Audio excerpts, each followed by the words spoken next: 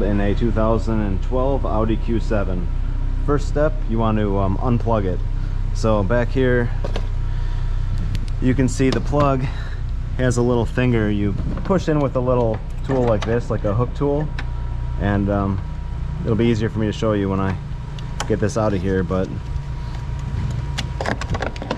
just like that. So I pretty much just came on the side like this and pried this away a little bit and then pulled this right out of there. So then take this clip right here and just pull up on it and just get that up like that. And then this here, this goes downwards, and then you can just slide the whole thing straight out. So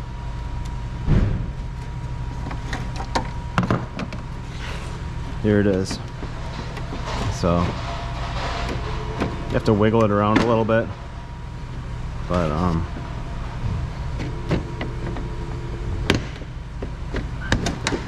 there it is.